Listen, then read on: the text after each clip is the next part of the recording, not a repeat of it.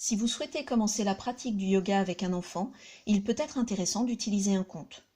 Les postures de yoga vont alors venir illustrer celui-ci. Pour les postures, vous pouvez utiliser celles que propose le magazine Pomme d'Api dans sa rubrique Petit Yoga.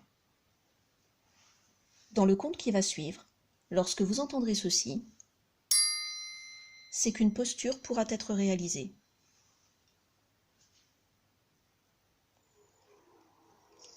Je vais vous raconter l'histoire d'Oshana, qui un jour partit à la rencontre d'elle-même.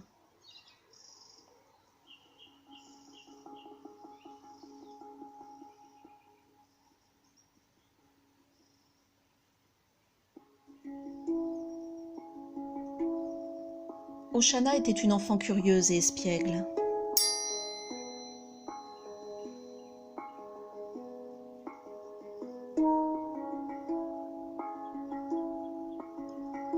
Elle vivait loin de la grande ville, tout près d'une grande forêt près du fleuve.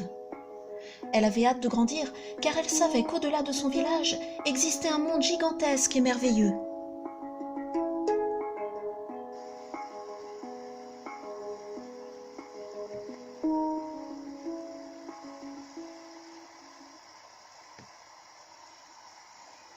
Un jour où elle était assise sur le bord du fleuve, une petite vague vint lui chuchoter une douce mélodie.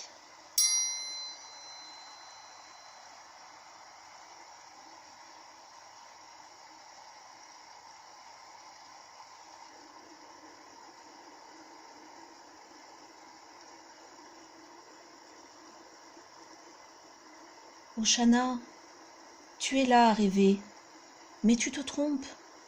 Ce n'est pas parce que tu seras grande que tu vas découvrir le monde. C'est parce que tu vas découvrir le monde que tu vas grandir.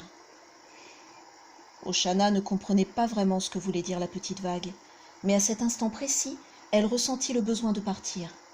Elle se redressa comme une plante qui pousserait au soleil.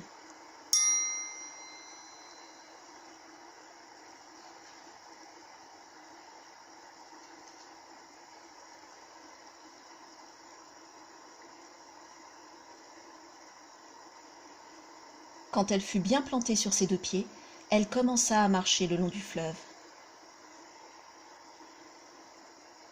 Cela faisait environ 1 heure qu'Oshana marchait sous une pluie très fine, lorsqu'elle aperçut un troupeau d'éléphants qui semblait beaucoup s'amuser dans l'eau.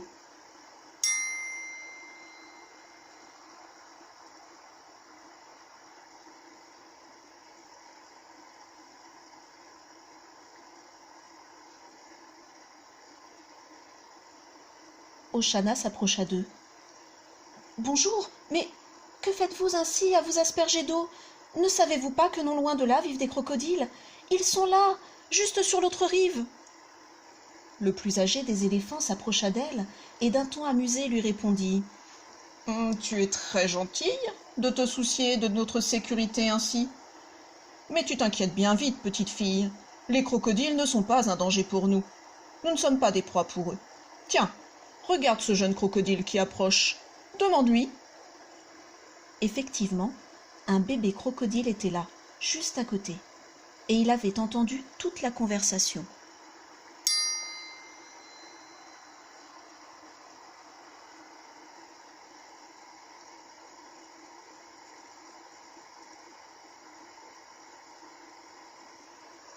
Un peu vexé, il s'adressa à Oshana.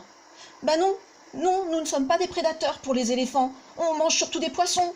Et puis franchement, tu nous prends pour qui? Bien sûr qu'il faut qu'on se nourrisse. Mais sache que les crocodiles ne mangent pas tant que ça. Moi, par exemple, je peux manger 1 fois tous les 4 mois seulement. Quant à mon grand-père, il mange 1 fois tous les 2 ans. Alors tu vois qu'on n'exagère quand même pas. On ne mange pas plus que ce qui nous est nécessaire. Et puis, on sait vivre les uns avec les autres. » « Pardon, dit Oshana. Je ne voulais pas te vexer. Je ne savais pas tout ça. Mais maintenant je le sais. Je te remercie pour tes explications. » Oshana repartit d'un bon pas. La pluie s'était arrêtée et elle était émerveillée par le magnifique arc-en-ciel qui s'étalait devant elle.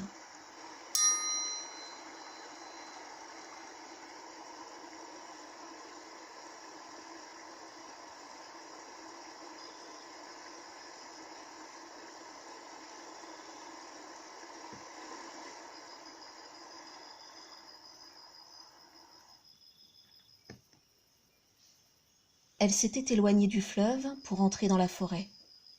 Elle s'amusait du bruit que faisaient ses pas sur le tapis forestier. Il faisait très sombre, car au-dessus d'elle s'étendait la canopée. Soudain, elle vit une branche se dresser devant elle. « Eh, petite fille, es-tu sûre de souhaiter suivre ce sentier si éloigné de ta cité ?» Un cobra fier se tenait devant elle.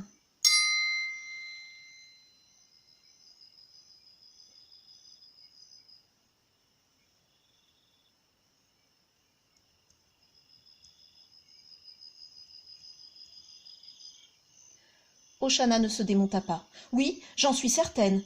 Je veux découvrir un peu de ce monde qui m'entoure. Tu sais, c'est si facile de se perdre ici. Eh bien, accompagne-moi. Je veux aller au-delà de la forêt, sur les hauteurs de Takassa. »« Je suis d'accord, » dit le cobra. « Suis-moi sans souci. » Mais alors qu'ils avançaient, un curieux bruit se fit entendre. Pourtant, ni Oshana ni le cobra ne voyaient d'où cela venait.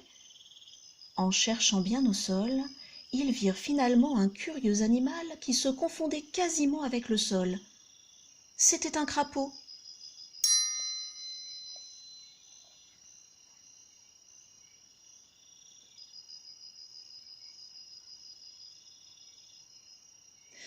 Ah là là là là, comme je suis content de vous croiser. Je me suis trop éloignée de chez moi et je n'ai plus d'énergie pour y retourner. « Allez, viens sur mon épaule, » lui dit gentiment Oshana. « Je vais te conduire. » Quand ils arrivèrent au bout de cette partie de la forêt, le cobra leur dit au revoir. « Suivez les oiseaux de paradis en sifflant sur le chemin jusqu'à ce qu'ils s'éclaircissent. Là, mon ami Sami se sera là.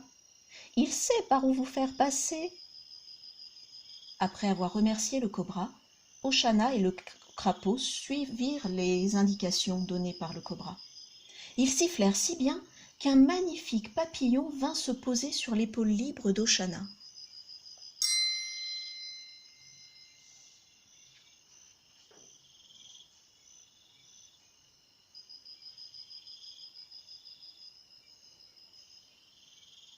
« Eh, vous sifflez bien!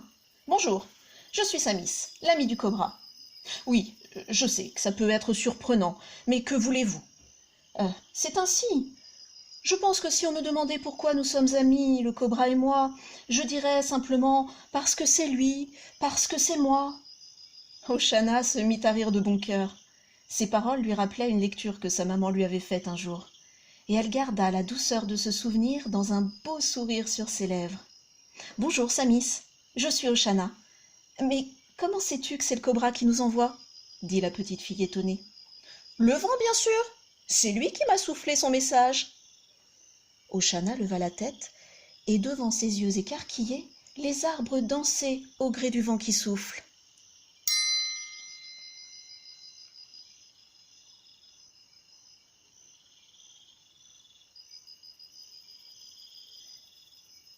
Elle était tellement portée par ce voyage extraordinaire qu'elle ne s'était même pas rendue compte que le vent s'était levé. Mais ce n'était pas désagréable. Elle avait même l'impression qu'il l'aidait à avancer, car l'air de rien, elle commençait à fatiguer. Quand Oshana aperçut les hauteurs dégagées de Takassa, là devant elle, la fatigue s'envola. Elle remercia le papillon et le petit crapaud lui dit qu'elle pouvait le déposer là. Il était tout près de chez lui. La petite fille le déposa doucement à terre. Le batracien la remercia à son tour infiniment, mais la petite fille lui répondit que c'était normal de s'entraider. Le cobra et le papillon l'avaient fait avant elle, l'éléphant et le bébé crocodile aussi en lui apprenant de nouvelles choses. Ils se dirent au revoir, puis elle se releva. Elle prit alors son élan et courut à perdre haleine pour parcourir les quelques centaines de mètres qu'il lui restait à faire.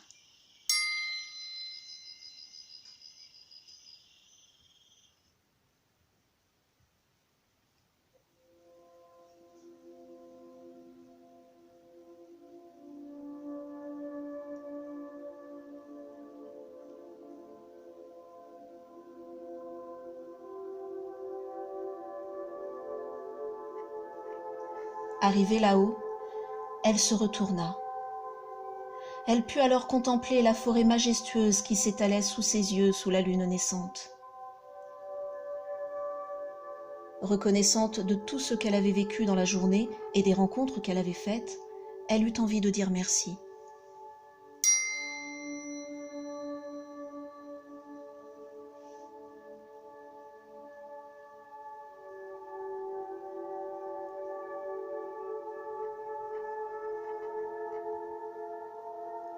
Épuisée, elle s'endormit, le sourire toujours accroché à ses lèvres.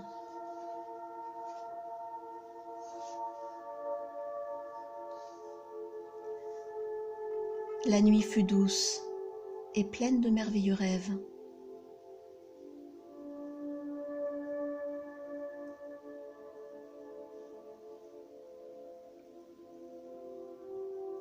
Au petit matin, Oshana fut réveillée par la chaleur des premiers rayons du soleil. Elle ouvrit les yeux, se leva, et avec tout le bonheur qui emplissait son cœur, elle dit bonjour au soleil.